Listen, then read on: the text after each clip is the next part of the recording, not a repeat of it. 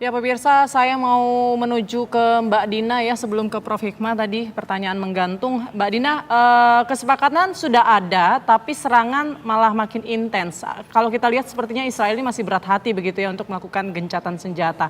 Nah apa sih Mbak sebenarnya poin-poin dalam kesepakatan tersebut dan bagaimana nanti fase gencatan senjata yang akan dilakukan di 19 Januari 2025 ini? Ya, secara umum hasil dari ini ya negosiasi antara kedua pihak dengan mediasi Qatar dan Mesir itu kedua pihak sepakat untuk melakukan 3 fase penyelesaian konflik. Kalau fase pertama itu pertukaran tawanan. Hamas bersedia membebaskan tawanan Israel, tapi juga sebaliknya Israel juga harus membebaskan orang-orang yang mereka culik dari Gaza gitu ya. Dan kemudian juga Israel membolehkan para pengungsi untuk kembali ke rumah mereka masing-masing. Meskipun rumahnya sudah sebagian besar sudah hancur ya, tapi minimalnya mereka bisa melakukan sesuatu di tempatnya masing-masing, tidak lagi tinggal di tenda. Dan yang paling penting adalah penarikan pasukan Israel dari wilayah Gaza. Nah, ini yang menurut saya ini sebenarnya poin yang memang diinginkan oleh Palestina. Makanya pihak Hamas dan milisi yang lain itu sangat menyambut baik terjadinya fase ini, terjadinya gencatan senjata ini gitu ya.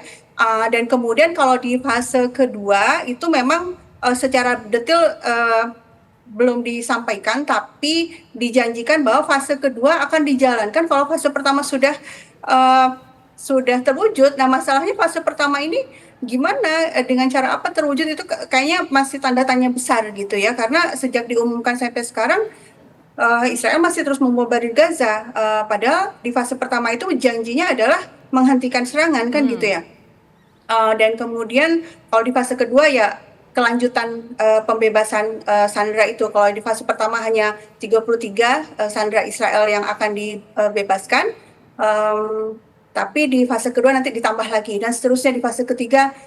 Itu juga ini ya masih kelanjutan, tapi pada intinya adalah menuju ke penghentian perang secara keseluruhan di fase ketiga itu. Tapi ini long way to go ya, masih panjang untuk mencapai ke sana. Kita tunggu fase pertama ini akan terjadi atau tidak gitu kan. Mungkin itu yang bisa saya jelaskan. Baik, Mbak Dina, tapi kan kalau kita melihat poin-poin dan fase demi fasenya ini kan semuanya menguntungkan Palestina dan Israel, Palestina dan Hamas maksudnya. Nah, bagaimana tabiat dari Israel yang kita tahu sendiri ya, ketika ada sesuatu yang tidak menguntungkan mereka, ya mereka akan tolak, bahkan akan melanggar secara terang-terangan gitu. Anda menilainya seperti apa? Nah, justru itu masalahnya kan. Ketika sudah diumumkan ya oleh Qatar, itu Netanyahu tuh bilang gini, oh saya akan menunda rapat kabinet sampai Hamas berjanji akan mematuhi pasal-pasal itu. Loh kan Hamas sendiri sudah melakukan pengumuman ya, menyambut baik gencatan senjata dan menyatakan akan mengikutinya, dan itu juga didukung juga pernyataan serupa oleh kelompok-kelompok lain, misalnya PIJ atau PFLP. Nah, jadi belum itu Netanyahu sudah bikin ulah gitu ya, sudah mencari-cari alasan untuk tidak mematuhinya.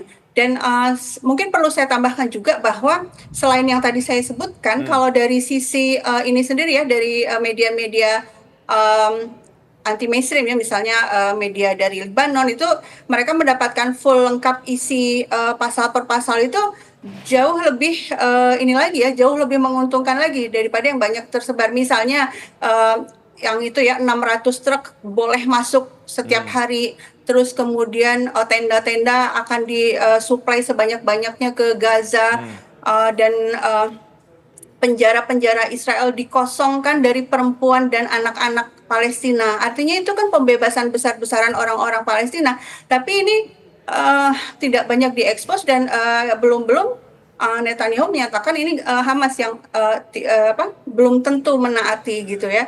Jadi saya terus terang melihat track recordnya Israel ya pesimis ya, melihat kelangsungan dari gencatan senjata ini. Tentu kita tetap mendoakan agar betul-betul terwujud tentu saja ya, agar orang-orang Palestina tidak lagi menjadi korban genosida seperti selama 15 bulan terakhir ini. Baik. Nah, Prof. Hik, ini kan kita lihat ya, Mbak Dina pesimis nih ngelihat track record dari Israel sendiri. Apalagi kita tambah bahwa Menteri Keamanan Israel Ben-Gvir ini menolak dan bahkan dengan tegas ya mengatakan bahwa perangnya terus berlanjut. Nah, Anda melihatnya seperti apa? Saya melihat gini, ini faktor Amerika nih yang kita harus lihat, dan ini penting karena apa? Amerika menjadi mediator itu ada dua tim, timnya Joe Biden dan timnya Donald Trump. Ya.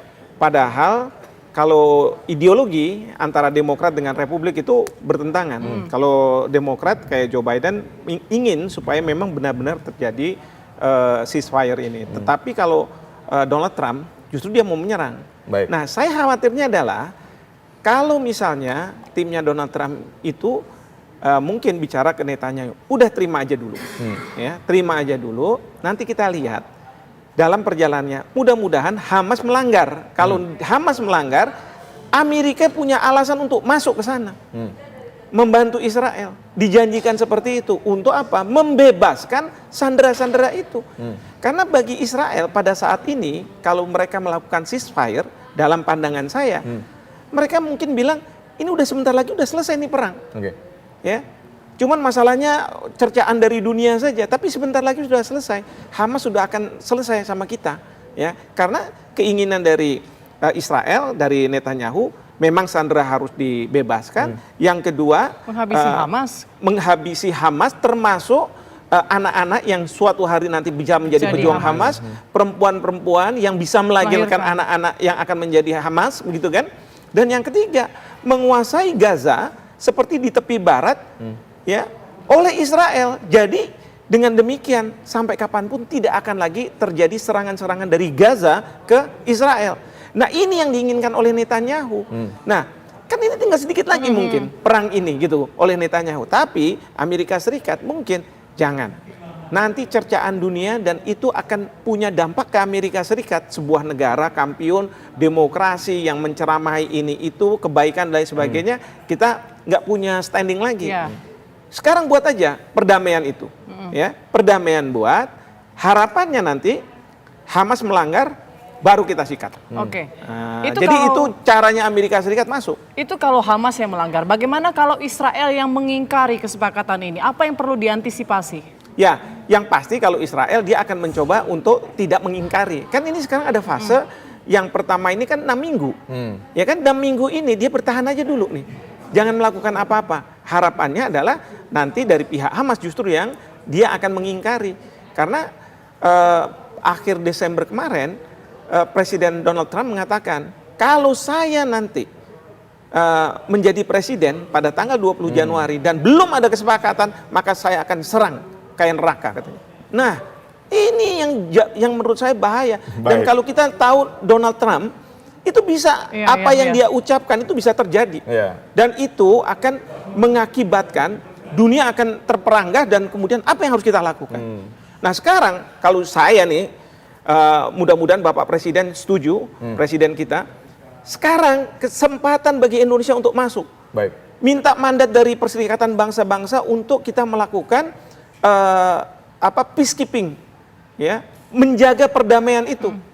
Ya, untuk memastikan bahwa tidak ada pelanggaran-pelanggaran. Kalau sekarang pertanyaan saya, siapa yang akan melakukan perdamaian penjaga perdamaian ini, ceasefire ini? Kan nggak ada.